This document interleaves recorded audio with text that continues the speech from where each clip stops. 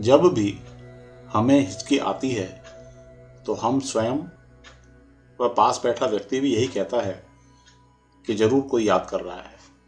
दिलचस्प बात यह है कि जब हम विचार करते हैं कि कौन याद कर रहा होगा और उनके नामों का जिक्र करते हैं तो जिसका नाम लेने पर हिचकी बंद होती है तो यही सोचते हैं कि उसी ने याद किया था। इसके वैज्ञानिक व शारीरिक कारण पर भी चर्चा करेंगे, मगर क्या यह सही है कि यदि कोई हमें शिद्दत से याद करता है तो हिचकी आती है? मेरा ऐसा ख्याल है कि शारीरिक क्रिया तो अपनी जगह है ही, मगर इससे भी इतर कुछ तो है। मेरा विचार है कि हमारा मस्तिष्क तो सुपर कंप्यूटर है ही, जो कि पूरे शरीर को संचालित करता है। वहीं पर विचार चलते रहते हैं, मगर अमूमन विचार करने की ऊर्जा कंठ पर केंद्रित रहती है। जरा महसूस करके देखिए, विज्ञान कहता है कि विचार की कोई भाषा नहीं होती।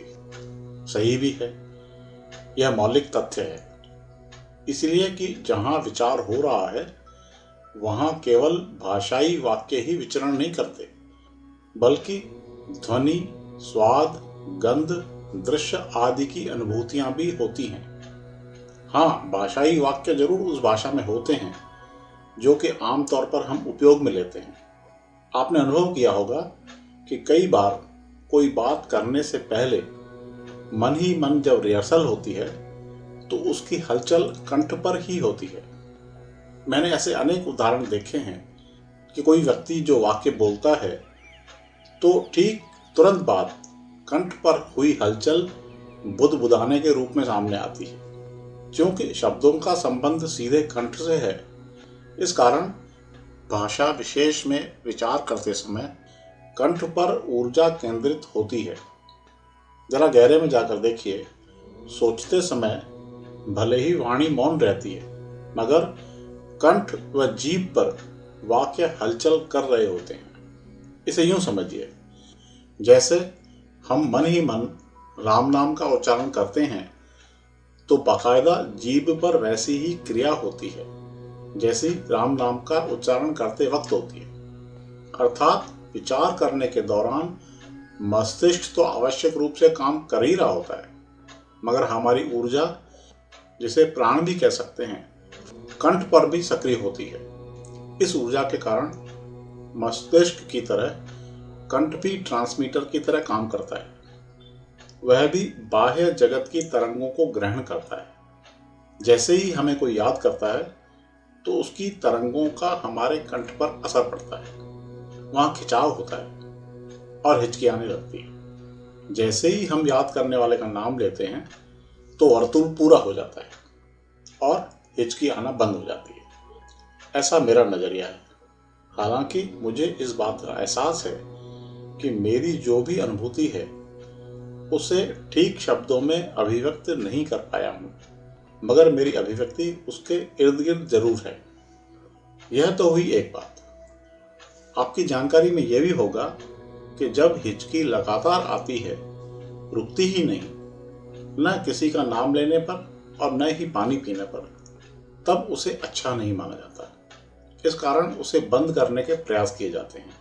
जैसे कागज के लिफाफे में हवा भरकर वापस उसी हवा को अंदर लिया जाता है। कार्बन डाइऑक्साइड के भीतर बार बार जाने पर हिचकी बंद हो जाती है। ऐसी भी धारणा है कि लंबे समय तक हिचकी चलना किसी गंभीर बीमारी के आगमन का संकेत है। मृत्यु के सन्निकट होने पर भी लगातार हिचकी आती है। मृत्यु के समय लंबी हिचकी आती ही है और उसी के साथ प्राण बाहर निकल जाते हैं। खैर, अब आते हैं वैज्ञानिक तथ्य पर। विज्ञान के अनुसार हिचकी हमारे डायफ्राम सिकुड़ने से आती है। डायफ्राम एक मांसपेशी होती है जो छाती के खोखल को हमारे पेट के खोखल से अलग करती है। यह सांस लेने की प्रक्रिया में बड़ी महत्वपूर्ण भूमिका निभाती है। फेफड़ों में हवा भरने के लिए डायफ्राम का सिकुड़ना जरूरी होता है। जब हिचकी आती है तब डायफ्राम को नियंत्रित करने वाली नाड़ियों में कुछ उत्तेजना होती है, जिसकी वजह से डायफ्राम बार बार सिकुड़ता है और हमारे फेफड़े तेजी से हवा अंदर खींचते हैं।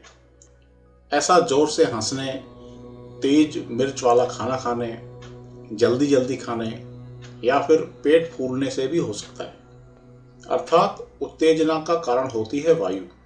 अमूमन वायु डकार से बाहर आ जाती है, लेकिन कभी कभी ये खाने के बीच में फंस जाती है। उसे निकालने की शारीरिक क्रिया ही हिचकी है। जानकार लोग हिचकी बंद करने के उपाय भी बताते हैं। उनमें कुछ इस प्रकार हैं: ठंडा पानी पिएं या आइस क्यूब मुंह में रखकर धीरे धीरे चूसें। दालचीनी का टुकड़ा मुंह में डालकर चूसें। गहरी सांस लें। जितनी देर हो सके सांस रोकें। लहसुन, प्याज या गाजर का रस सूंघें। पिसी हुई काली मिर्च शहद के साथ चाटें। शक्कर या चॉकलेट चूसें। नींबू के रस में शहद और थोड़ा सा काला नमक मिलाकर चाटें।